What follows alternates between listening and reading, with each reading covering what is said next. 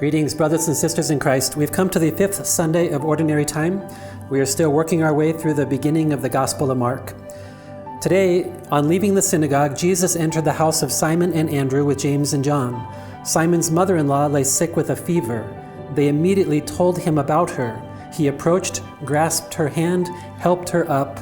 Then the fever left her, and she waited on them. Last week we heard about Jesus the teacher, whose words amazed us. Today, Jesus the healer. And in this pericope, in this section, we also find a model of discipleship. So let's look at a few details. First of all, we are told that Jesus healed her.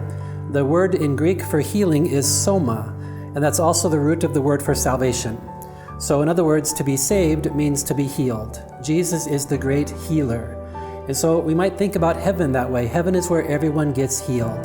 So whatever wounds you have, if they're not healed on earth, Jesus wants to heal them forever in heaven.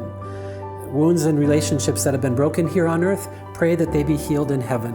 So Jesus is the healer. You can let him heal you if you like. Give him permission to come in and heal whatever is hurting you. Secondly, after he healed, she began to serve them. The word for serve is diakone, which is our word for deacon. So deacons have a role in our church as servants. They are for us an image of Jesus Christ as servant. But also we find that in Mark's gospel especially, anytime you encounter Jesus, especially if you're healed by him, you do one of two things. You either follow him or you begin to serve him and serve others. So this is discipleship. When you encounter Jesus, you want to follow him, and in following him, you find yourself giving of yourself in service. That's what discipleship is like. Then lastly, the woman had a fever. And the word for fever in Greek means that there's a fire in her bones. We find that through the healing, that fire in her bones did not leave her. Jesus transformed it. So now instead of a fever that made her ill, she has a fever in her, a desire in her, a fire in her to serve the Lord.